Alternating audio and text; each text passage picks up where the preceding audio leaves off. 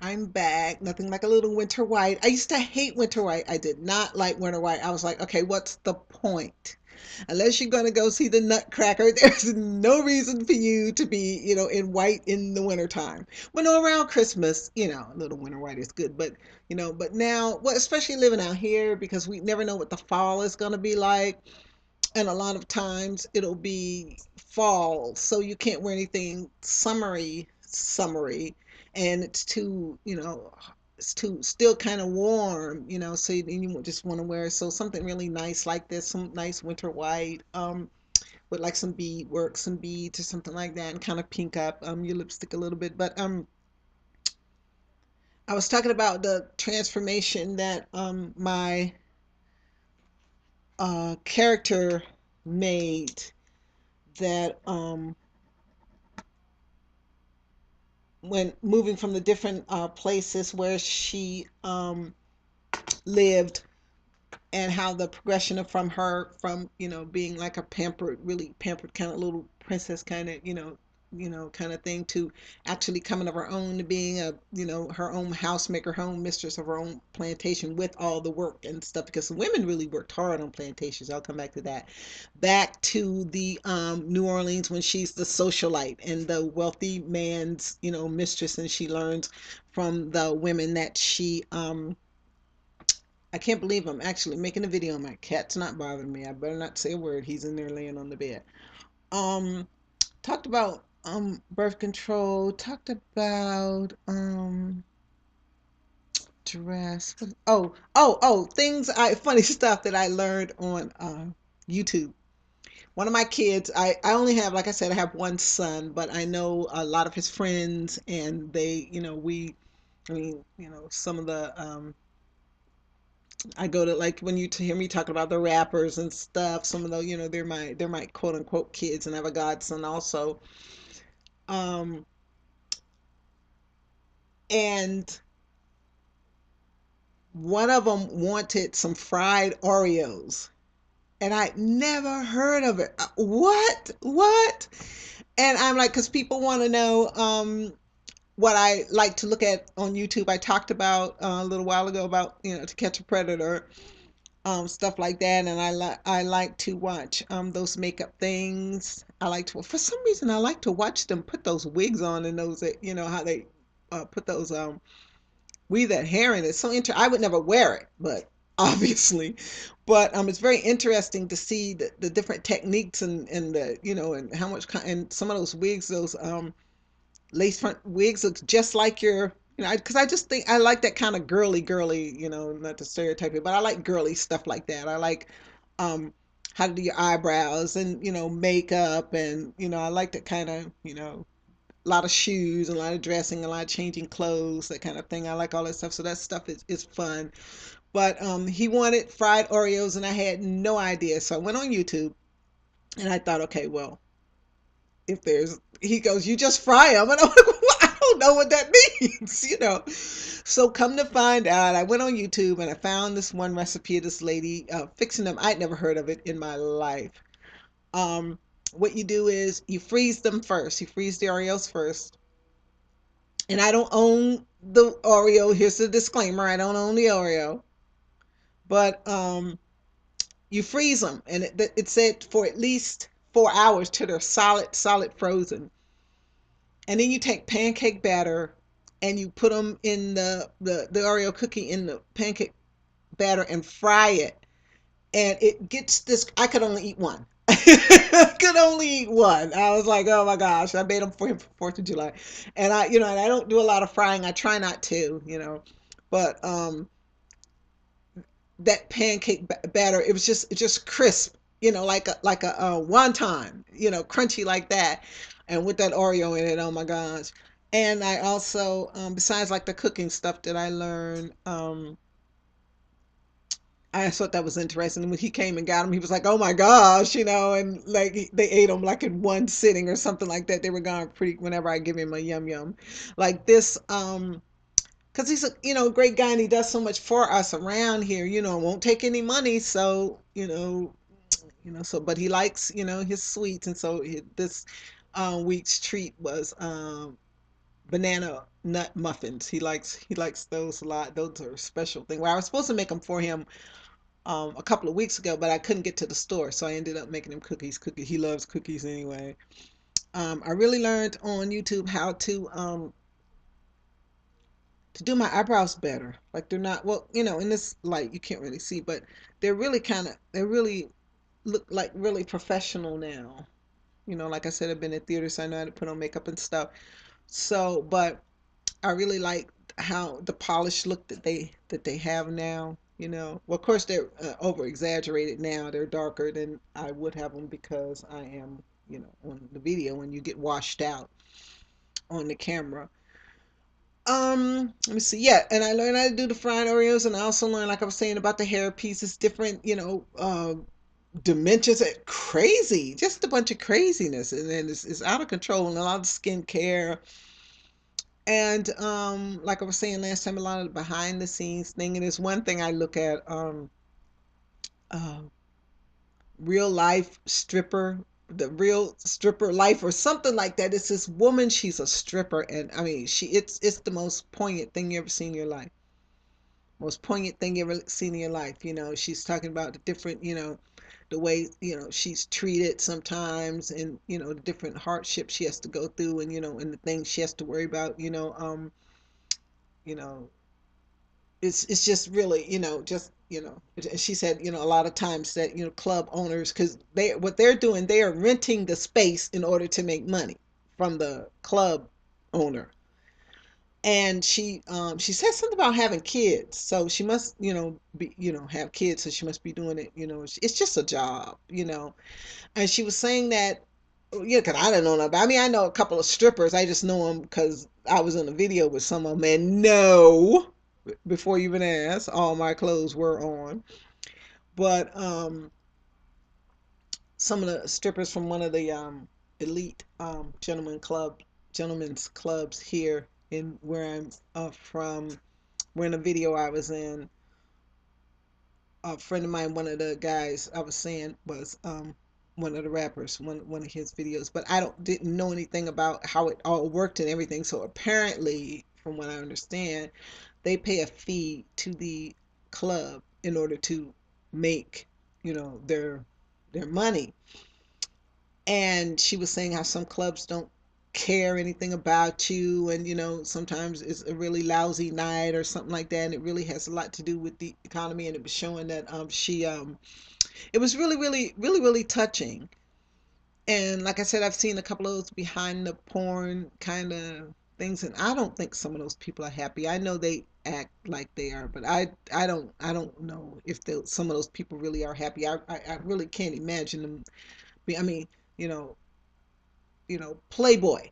If you're not in Playboy, then it's it's porn, okay? I mean, I just, even though, if somebody didn't charcoal draw you, if you are not hanging in the Louvre, then you're, I can't.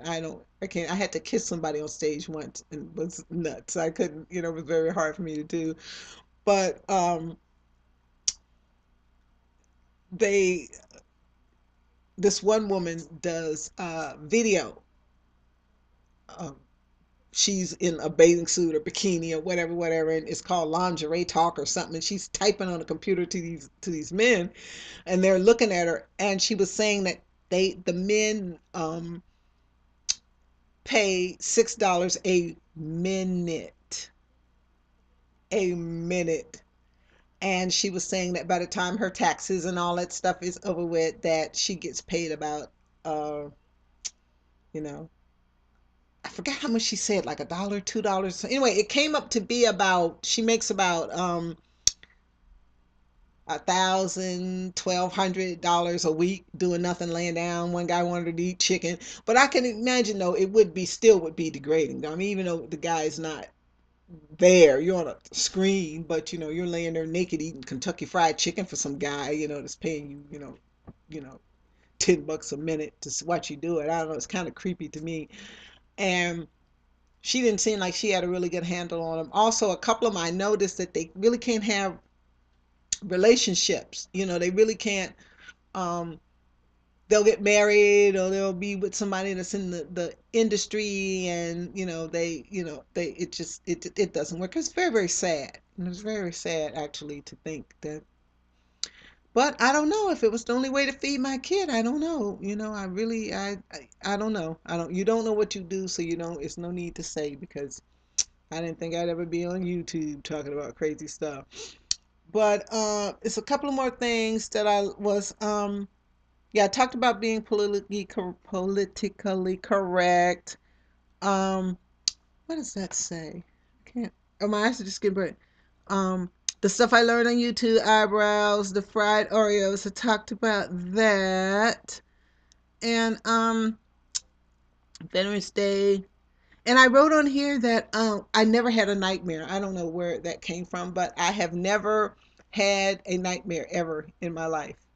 And I'm almost 60 years old. I'll be 60 years old on my birthday, and I've never had a nightmare. Now I've had dreams that I'm glad they were dreams, like I was living somewhere I didn't like, or you know, um, something along those lines, something like that. But I never had with like night terrors of people wake up and scream, because I'm not scared of snakes and stuff. So that's stuff people dream about. When I dream about snakes, I think it's about sex. So because I'm not scared of them. I don't like bugs though. Ugh.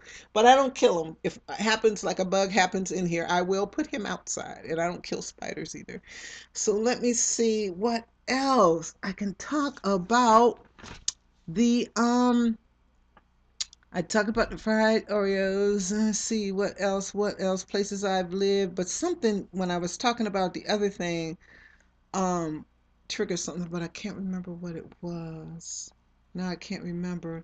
But one of the things I know that's difficult, as far as the to get back to the book for a second, um, it was very difficult to make the uh, action move while things had to go slow.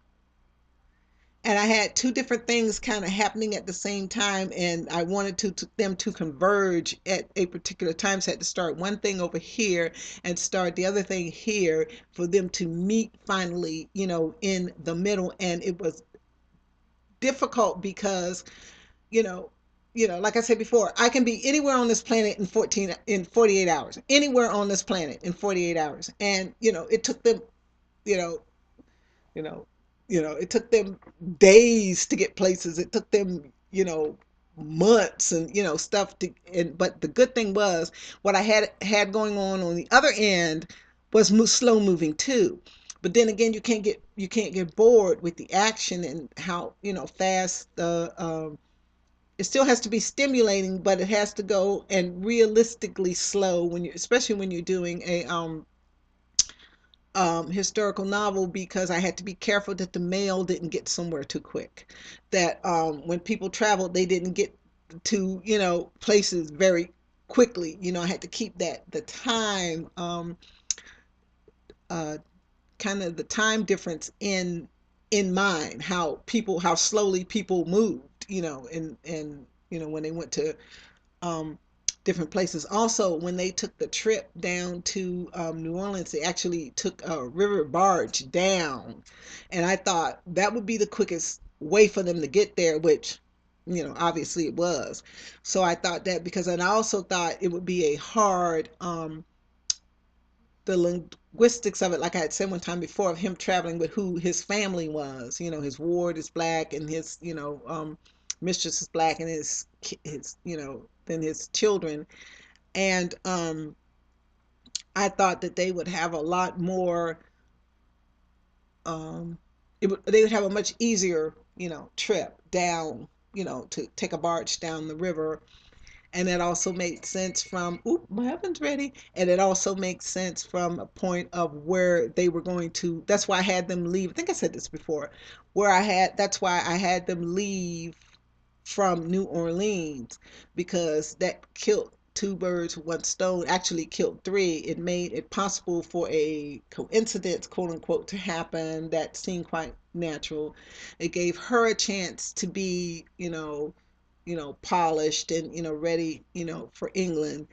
And it gave him a chance to kind of get back in contact with, his roots, and have people call him by his real name and his title. And, he when the ships come, he's ready to put his, colors, his family's colors on and stuff like that. And he's really apprehensive. She's, terrified, first of all, of the, trip, and then, of all that water. She don't like the idea of that. But she's kind of excited. And because he's I think she finally knows him. She knew, when he presented himself as just a farmer and that kind of thing. She knew it was more to him than that. It had to have been. But she really didn't press the issue. She really didn't, get into it. And finally, he had no choice but to tell her. He had been taking, he had been, you know, everybody kept telling him, his foreman, he confides in him a lot, and, gets a lot of um, advice from his foreman, and because the foreman's older and wiser. And the foreman kept telling him, look, you have to tell her, you have, to tell her who you really are. So it's always a lot of misdirection going on, and some of this going on, and some of that going on. And I hope that it will pique some curiosity of some of a agent. I know it's got to be agents out there. I mean, come on. I've had almost 40 hits.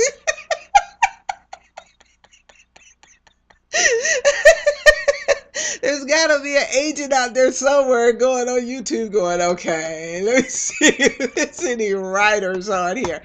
It can happen. And I had a really good day today. I was really in a good mood to do this. And like I said, I already had some makeup on, so I didn't have to, put it on from scratch. And I also had a really good day. Like I said, it was very, very cold. It was first, like the first really cold day that we've had, where you could see your breath kind of day. Um, and sunshine just, blazing. And I got a lot of work done as far as down at the VA is concerned. And I'm gonna definitely be moving in not too much longer. And the building is like one of those old buildings with high ceilings, and with a lot of class. This place is a square white box, but it's beautiful though. My son got this for me. But it's time to scale down and get busy, and get back to work outside the home, and do those kind of things that, just get back until I'm, completely self-sufficient. That's my goal. Also, to get this little bit of work done that I've been doing on the book, get this caught up, get that caught up. And then, like I said, when I get to the point where I know that that's where where I stopped deleting, then I'm going to stop, because there's no need to look at it again. It's no need to look. You can't keep going over it. You have to let it rest. You have to give it some time. And then when you go back, you see what's really good. That's today, even today, when I was on the way to the VA and I was reading my Kindle, I was commuting, I wasn't driving. I was reading some of it, and I was like, well, this is really not bad. It's really not bad at all. So I am going to sign off. I think this is going to, because this is one, two, three, four. Yeah, this is enough. I'm tired. And I will post these probably tomorrow. Oh, I almost forgot. This is the thing I almost forgot. I may not make another video before the weekend, so go Dragonflies, go Magic, and go Trions. That's the basketball teams. Oh, and one of the guys the other day said, "Oh, I saw your boy on, I looked him up and saw him in, on the basketball league." I said, "Yeah, you're all proud."